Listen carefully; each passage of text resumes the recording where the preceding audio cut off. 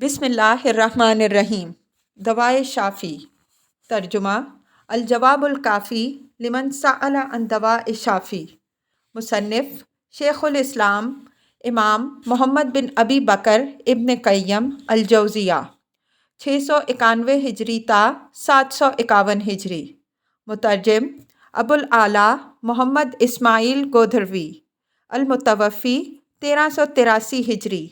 تصحیح و تحقیق مولانا سید عبد القدوس ہاشمی، ادارہ تحقیقات اسلامی، اسلام آباد، پاکستان۔ فصل 29۔ عزت و ذلت اللہ کے اختیار میں ہے۔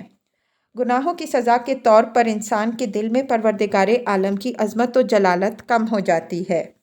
ایسی عظمت و جلالت اور وقار و ہیبت جو اس کے دل میں ہونی چاہیے قطعاً باقی نہیں رہتی۔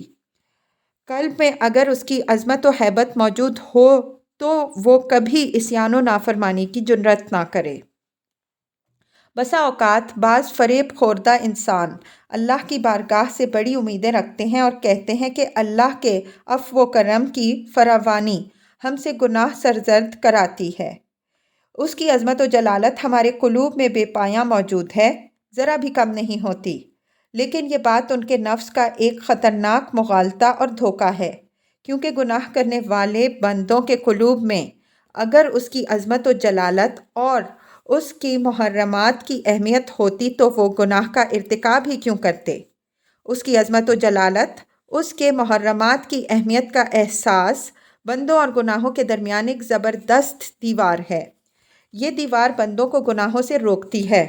گناہ گار در حقیقت حق تعالیٰ اور اس کے اوامر و نواہی کی کوئی قدر و عظمت نہیں سمجھتے۔ ایسے لوگ اللہ کی قدر ہی کیا کر سکتے ہیں اور ان کے قلوب میں اللہ تعالیٰ کی عظمت و جلالت کیسے پیدا ہو سکتی ہے؟ یہ ایک محال سے محال اور ناممکن سے ناممکن امید ہے۔ عاصی اور نافرمان بندوں کے حق میں صرف اتنی سزا بہت کافی ہے کہ ان کے قلوب سے اللہ جل جلالہ کی قدر و عظمت ختم ہو جائے اور اس کے محرمات کی اہمیت باقی نہ رہے۔ کسی بندے کو یہ سزا دی جاتی ہے اور پھر اس سزا سے ایک دوسری سزا تجویز کی جاتی ہے کہ لوگوں کے دلوں سے اللہ تعالیٰ کی عظمت اور ہیبت نکال دی جاتی ہے۔ جس طرح بندہ احکام الہی کو بے وقت بنا دیتا ہے، اسی طرح وہ خود بھی لوگوں کی نظروں میں ذلیل و بے وقت بنا دیا جاتا ہے۔ حقیقت یہ ہے کہ بندے کے دل میں جس قدر اللہ کی محبت راسخ ہوگی اسی قدر لوگ اس سے محبت کریں گے۔ اس میں جس قدر اللہ کا خوف ہوگا لوگ اس سے ڈریں گے۔ وہ محرمات الہی کی جتنی عظمت و تعظیم کرے گا لوگوں میں اس کی عظمت و تعظیم ہوگی۔ حقوق اللہ کی بے قدری کرنے کے بعد یہ کیوں کر ممکن ہے کہ اللہ لوگوں کی نظروں میں اسے بے قدر اور ذلیل نہ کرے؟ کیا معاصی اور گناہ کو بے قدر اور بے وقت سمجھنے کے بعد ممکن ہے کہ مخلوق اسے بے قدر و بے وقت نہ سمجھے؟ خدائے قدوس نے قرآن حکیم میں جہاں معاصی کا تذکرہ کیا ہے وہاں اس حقیقت کی طرف بھی اشارہ فرمایا ہے کہ ارباب معاصی کے قلوب پر ان کی بدعمالیوں اور بد کرداریوں کی وجہ سے پردے ڈال دیے جاتے ہیں۔ گناہوں کی وجہ سے ان کے قلوب پر مہریں لگا دی جاتی ہیں اور انہیں اللہ تعالیٰ نے اسی طرح بھلا دیا جس طرح انہوں نے اللہ کو بھلا دیا۔ انہیں اس نے ایسا ذلیل و رسوا کر دیا جیسے انہوں نے اس دین کو ذلیل و رسوا کیا۔ انہیں اسی طرح تباہ و برباد کیا جس طرح لوگوں نے اس کے احکام و اوامر کو تباہ و برباد کر دیا۔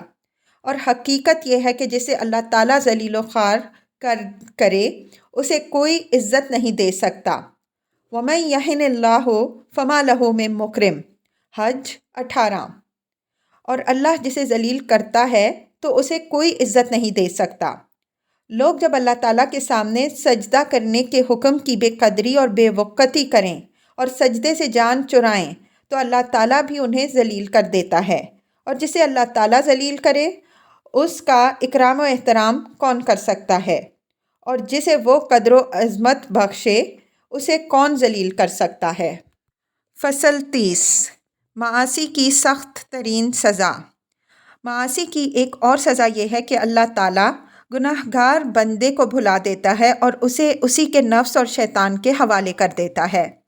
نوبت یہاں تک پہنچ جائے تو بندہ ہلاکت کے عمیق غار میں جا گرتا ہے اور اس کی نجات کی کوئی امید ہی نہیں رہتی۔ ارشاد ہوتا ہے، یا ایھا الذین آمنوا اتقوا اللہ ولتنظر نفس ما قدمت لغد واتقوا اللہ ان اللہ خبیر بما تعملون ولا تکونوا کالذین نسوا اللہ فانساہم انفسہم اولئک ھم الفاسقون۔ حشر 18-19۔ اے ایمان والوں، اللہ سے ڈرتے رہو اور ہر شخص کو یہ دیکھنا چاہیے کہ کل قیامت کے لیے اس نے کیا عمل کر رکھا ہے، اور اللہ سے ڈرتے رہو کیونکہ جو کچھ بھی تم کرتے ہو اللہ کو اس کی پوری خبر ہے۔ اور ان لوگوں جیسے نہ ہو جنہوں نے اللہ کو بھلا دیا تو اللہ نے ان کی ایسی مت ماری کہ وہ اپنے آپ کو بھول گئے، یہی لوگ تو بڑے نافرمان ہیں۔ اس آیت میں اللہ تعالیٰ تقویٰ و پرہیزگاری کا حکم فرماتا ہے اور مومنوں کو ان بندوں کی مشابہت سے روکتا ہے جو تقویٰ کی راہ سے منہ موڑ کر اللہ تعالیٰ کو بھلا بیٹھے ہیں۔ گویا اللہ تعالیٰ یہ خبر دیتا ہے کہ اگلے لوگوں میں سے کچھ لوگ ایسے تھے جو تقویٰ کی راہ چھوڑ بیٹھے تھے اور اپنے مصالح کو عذاب سے نجات دینے والے دائمی حیات بخش امور، کمال لذت اور سرور اور کمال انعام کی موجب چیزوں کو بھلا بیٹھے تھے۔ اللہ تعالیٰ نے بھی انہیں بھلا دیا۔ یہ لوگ عظمت الہی، خوف خداوندی اور احکام ربانی کو فراموش کر بیٹھے تو اللہ تعالیٰ نے انہیں یہ سزا دی۔ عاصی و نافرمانی بندہ جب اپنی بھلائی کو فراموش کر دے تو اللہ تعالیٰ بھی اپنے ذکر سے اس کے قلب کو غافل و بے خبر کر دیتا ہے اور بندہ ہوائے نفسانی کا پیرو بن جاتا ہے۔ خود بندہ اپنی بھلائی کو برباد کرنے میں اعتدال کی حدود کو توڑ کر افراط و تفریط کی دلدل میں پھنس جائے تو لازمی طور پر اس کی ساری دنیا اور آخرت کی بھلائیاں اس افراط و تفریط کی نظر ہو جاتی ہیں۔ حالانکہ دنیا کی لذتیں اور مسرتیں اس قدر بے وقت ہیں کہ ان کی حیثیت موسم گرما کے بادلوں یا وہم و خیال کے انباروں سے زیادہ نہیں۔ کسی شاعر نے کیا خوب کہا ہے، احلام و نوم او کظل الزائل ان اللبیبا بمثلہا لا یخدع۔ خواب کی باتیں ہیں یا چلتی پھرتی چھاؤں، عقل مند انسان کو ایسے امور سے دھوکہ نہیں دیا جا سکتا۔ سخت ترین سزا یہ ہے کہ بندہ خود اپنی جان کو بھلا دے اور اپنے اس حصے کو ٹھکرا دے جو اللہ تعالیٰ اسے عطا کرنے والا ہے۔ اپنے اس حصے کو وہ کھوٹے داموں اور رذیل و ذلیل امور کے عوض فروخت کر دیتا ہے اور ایسی چیز کو ضائع کر دیتا ہے جس کے عوض کوئی دوسری چیز ہو ہی نہیں سکتی، اور ایسی چیز کے عوض ضائع اور برباد کر دیتا ہے جس سے انسان بالکل مستغنی ہے، جو اس کے معاوضے کے ہم پلہ نہیں ہوتی۔ کسی شاعر کا قول ہے، من کل شیء اذا ضیعتہ عوض ولیس فی اللہ ان ضیعتہ من عوض۔ ہر چیز کا اگر تم اسے ضائع کر دو عوض ممکن ہے، لیکن اللہ کو چھوڑ دو اس کا عوض ممکن نہیں ہے۔ حقیقت یہ ہے کہ اللہ تعالیٰ ہر شے سے مستغنی ہے مگر کوئی شے اس سے مستغنی نہیں۔ ہر شے سے وہ بندے کو محروم کر سکتا ہے، بندے کو کوئی شے اللہ سے بے نیاز نہیں کر سکتی۔ ہر چیز کو اس کی جناب میں پناہ حاصل ہے، کوئی چیز بندے کو اللہ سے پناہ نہیں دے سکتی۔ جس اللہ کی شان یہ ہو اس سے بندہ ایک لمحے کے لیے بھی کیوں مستغنی ہو سکتا ہے؟ بندہ اگر بندہ ہے تو اس کے ذکر سے کبھی غافل نہیں رہ سکتا، اس کے احکام کی خلاف ورزی نہیں کر سکتا کیونکہ اس میں خود بندے ہی کا نقصان ہے۔ اس طرح بندہ خود اپنی جان کو بھلا دیتا ہے اور اپنے آپ کو سخت ترین خسارے میں ڈال دیتا ہے، اپنی جان پر سخت سے سخت ظلم کرتا ہے۔ پروردگار تو اپنے کسی بندے پر ظلم نہیں کرتا بلکہ خود بندہ ہی اپنی جان پر ظلم کرتا ہے۔ پروردگار عالم نے اپنے بندوں پر بھی کبھی ظلم نہیں کیا بلکہ بندے خود اپنی جانوں پر ظلم کرتے ہیں۔ فصل 31۔ توبہ کا دروازہ کھلا ہے۔ گناہوں کی ایک سزا یہ ہے کہ بندے کو اس کے گناہ دائرۂ احسان سے خارج اور محسنین کے اجر و ثواب سے محروم بنا دیتے ہیں۔ بندے کے قلب میں جب احسان جاگزین ہو جائے تو وہ اسے معاصی سے روکتا ہے۔ ایسا بندہ عبادت اس طرح انجام دیتا ہے کہ گویا اللہ اس کے سامنے موجود ہے۔ یہ حالت تبھی ممکن ہے کہ بندے کے قلب میں ذکر الہی ہو، اس کی محبت ہو اور اللہ سے خوف کا اس پر غلبہ ہو، تاکہ وہ خیال کرے کہ اللہ تعالیٰ اسے دیکھ رہا ہے۔ یہی وہ کیفیت ہے جو بندے کو معاصی کے ارتکاب سے باز رکھتی ہے، بلکہ ارتکاب گناہ کے ارادے تک سے اسے دور لے جاتی ہے۔ کوئی بندہ جب دائرہ احسان سے خارج ہو جائے تو اپنے رفقائے خصوصی اور اللہ کے کامل ترین بندوں کی رفاقت اور تائید سے محروم ہو جاتا ہے۔ باوجود اس کے اگر اللہ تعالیٰ اس قسم کے کسی بندے کے اندر بھلائی چاہتا ہے تو اسے عام مومنین، عام اہل ایمان کے دائرے میں برقرار رکھتا ہے۔ تاہم بندہ گناہوں سے احتراز نہیں کرتا تو اللہ تعالیٰ بالآخر اسے عام اہل ایمان کے دائرے سے بھی خارج کر دیتا ہے، جیسا کہ حدیث نبوی صلی اللہ علیہ وسلم میں آیا ہے: لا یزنی الزانی حین یزنی وہو مؤمن ولا یشرب الخمر حین یشربها وہو مؤمن ولا یسرق السارق حین یسرق وہو مؤمن ولا ینہب نہبۃ ذات شرف یرفع الیہ الناس فیہا ابصارہم حین ینتہبها وہو مؤمن۔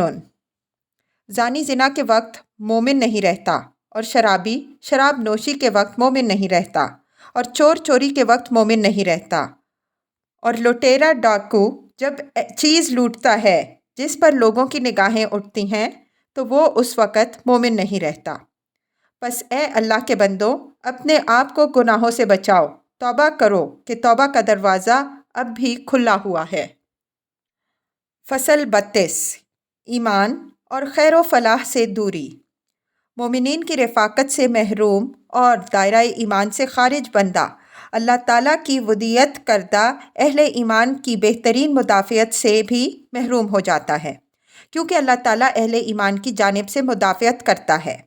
بندہ اپنے آپ کو دائرہ ایمان سے خارج کر چکا ہو تو خیر و فلاح سے بھی محروم کر دیا جاتا ہے۔ جن قیمتی خصوصیات کو اللہ تعالیٰ نے اپنی کتاب میں ایمان سے وابستہ قرار دیا وہ تقریباً 100 ہیں۔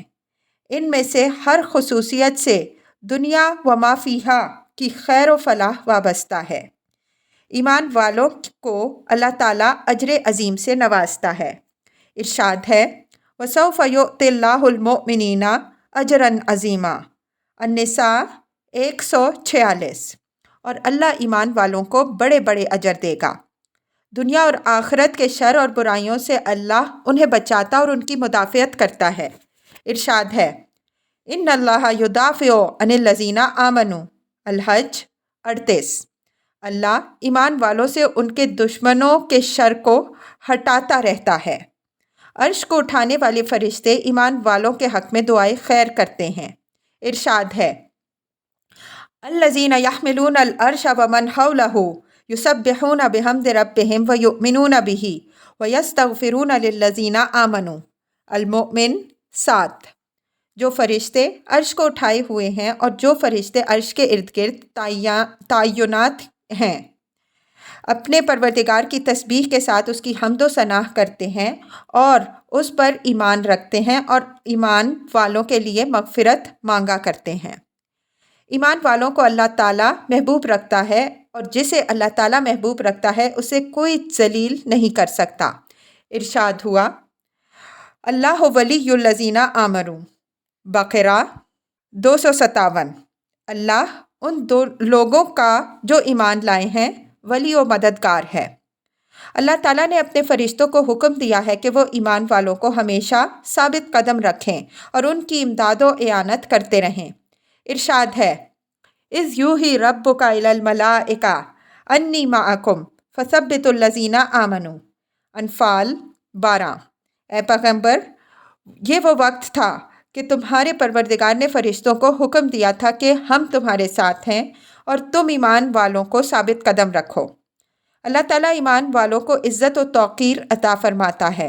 ارشاد ہوتا ہے: وَلِلَّهِ الْعِزَّةُ وَلِرَسُولِهِ وَلِلْمُؤْمِنِينَ۔ منافقون 8۔ اور عزت صرف اللہ کے لیے ہے، اس کے رسول کے لیے اور ایمان لانے والوں کے لیے۔ ایمان والوں کو اللہ تعالیٰ کی معیت حاصل ہوتی ہے۔ ارشاد ہوتا ہے وَأَنَّ اللَّهَ مَعَ الْمُؤْمِنِينَ، انفال 19۔ اور بے شک اللہ ایمان والوں کے ساتھ ہے۔ دنیا و آخرت میں ایمان والوں کے مراتب بلند ہوتے ہیں۔ ارشاد ہوتا ہے یرفع اللہ الذین آمنوا منکم والذین اوتوا العلم درجات۔ مجادلہ 11۔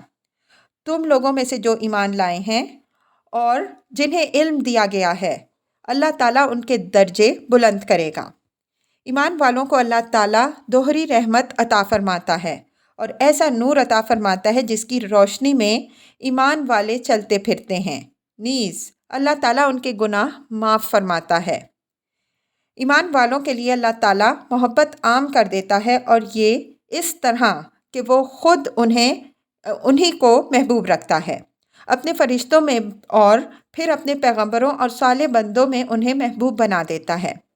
اللہ تعالیٰ ایمان والوں کو شدید ترین خوف و ہراس کے وقت بھی امن و اطمینان عطا فرماتا ہے۔ ارشاد ہوتا ہے فَمَنْ آمَنَ وَأَصْلَحَ فَلَا خَوْفٌ عَلَيْهِمْ وَلَا هُمْ يَحْزَنُونَ۔ انعام 48۔ جو ایمان لایا اور اس نے اپنی حالت کی اصلاح کر لی تو ایسے لوگوں پر نہ کسی طرح کا خوف طاری ہوگا اور نہ وہ آزردہ خاطر ہوں گے۔